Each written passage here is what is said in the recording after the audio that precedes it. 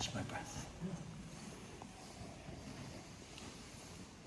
The Book of the Goose. I was born a goose of Southwark by the grace of Mary Overy, whose bishop gives me license to sin within the liberty. In bankside stews and taverns, you can hear me honk right daintily as I unlock the hidden door, unveil the secret history. I will dunk you in the river and then reveal my mystery. And when our lords in Westminster denounce my impious blasphemy, my gob in the face of all God-fearing servants of his majesty, what though they throw me in the clink or King's Bench or Marshalsea, and leave me there to rot, they think, for brazen acts of harlotry, I call upon my bishop as defender of my liberty.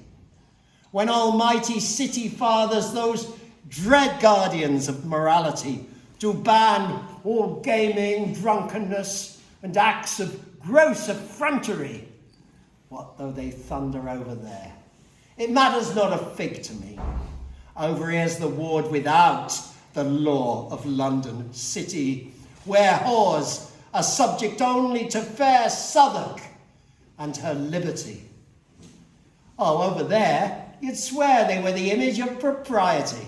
But row 'em over here, dear, and it's all rape and pillage and bondage and buggerage. With molly boys, what jolly boys, and goose girls underage, taking liberties and licence, dear.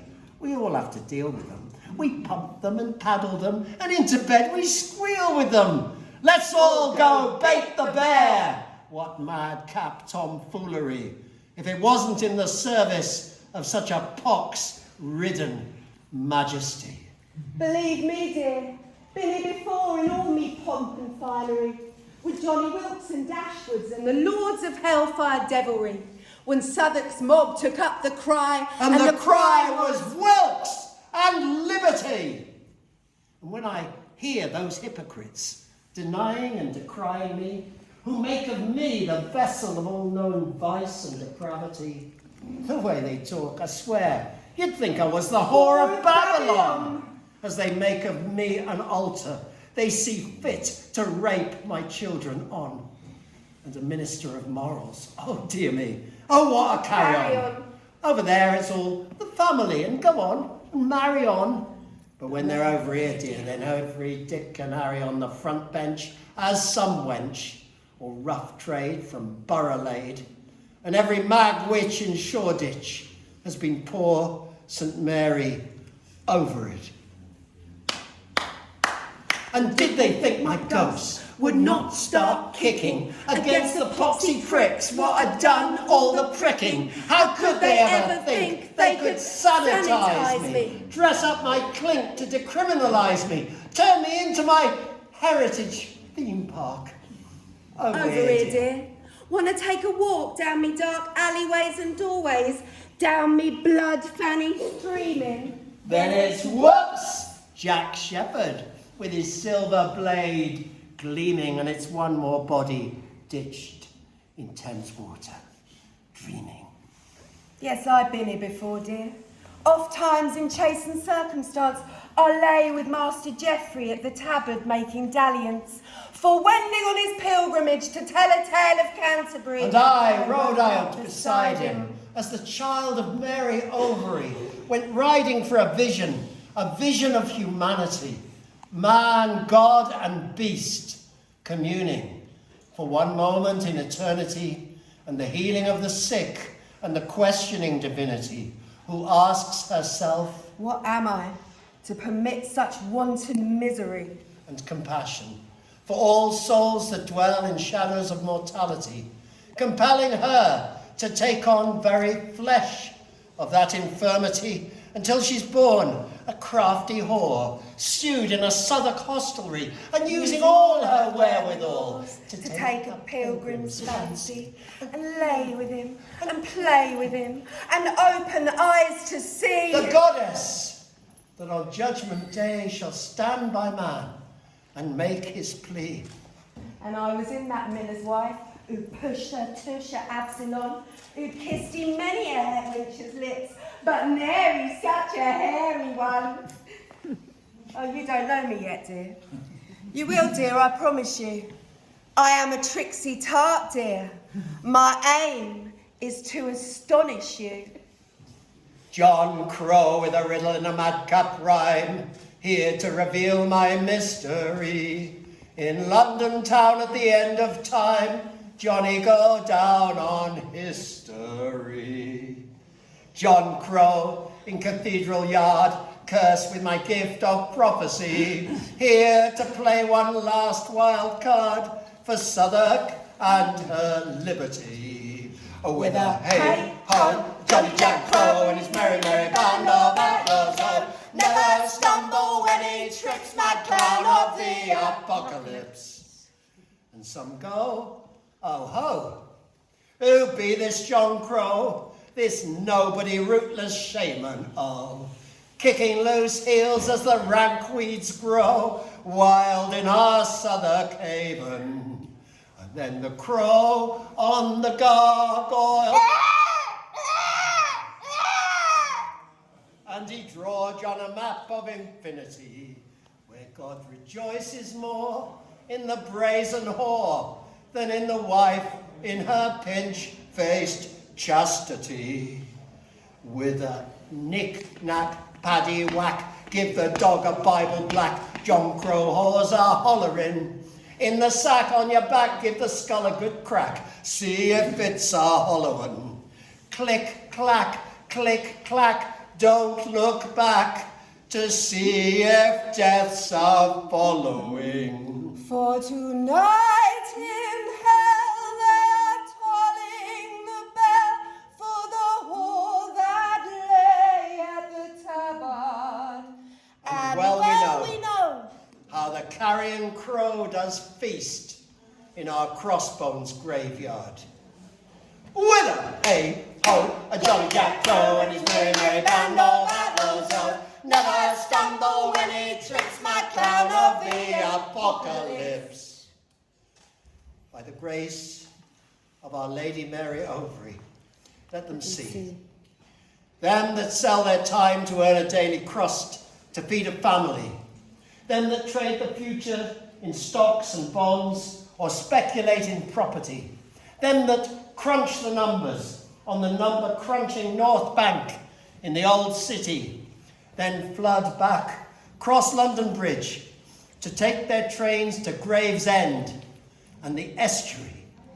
Let them see, in the hungry eyes of debtors, doing time with Dickens' father in Marshalsea, the denizens of Bedlam, now entrusted to the care of our community, the homeless in the subways, and the dead-end kids from Old Kent Road to Bermondsey, in the skull-faced queers and junkies, and the tart who tested positive for HIV, the shining eyes of our Goddess of Mercy, in the haggard face of John Crow, who watches from his high tower in Trinity, as in the single mother who lives across the road at number 23, the checkout girl in Superdrug, whose name tag says her name is Charity, and in every human face that is pocked and scarred by what we call reality.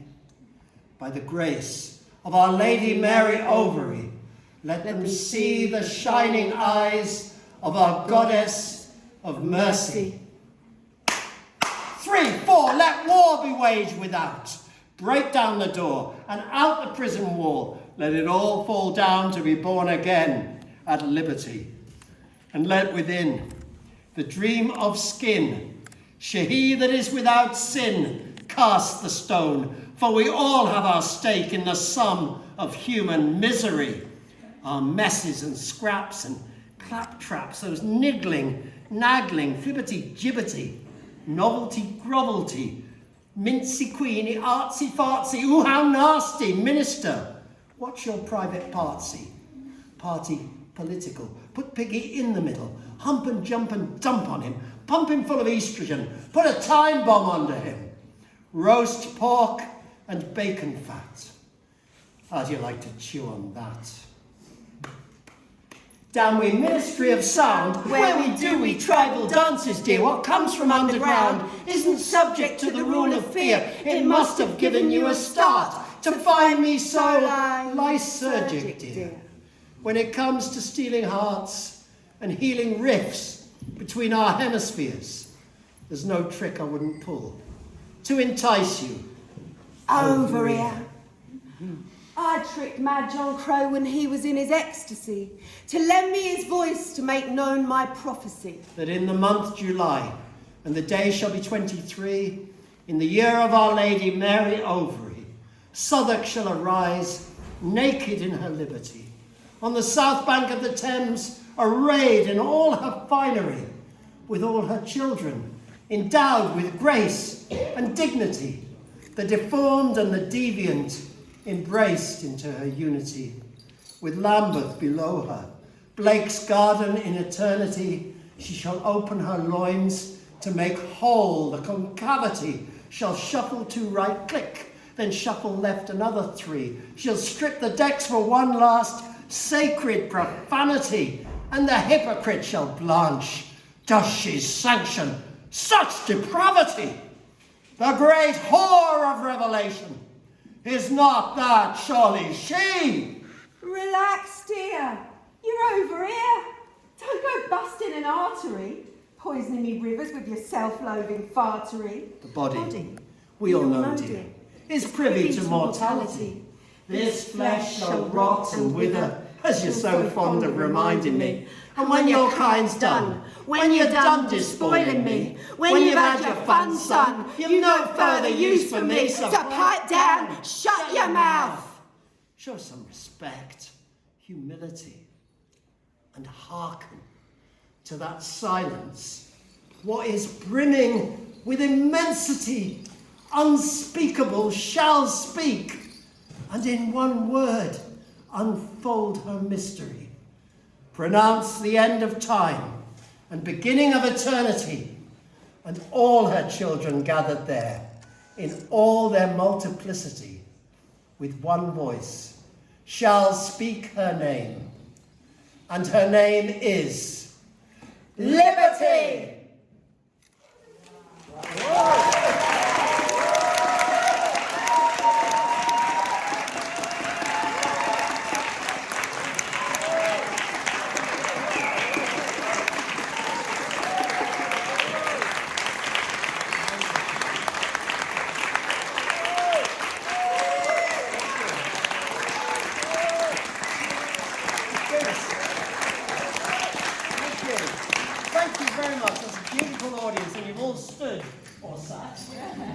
Those who sat have been brilliant as well, in my back. So yeah, that was the Book of the Goose. It grew into the Southwark Mysteries. Some of you have read the Southwark Mysteries, and I advise you to read it if you haven't. It's a wonderful journey. But today,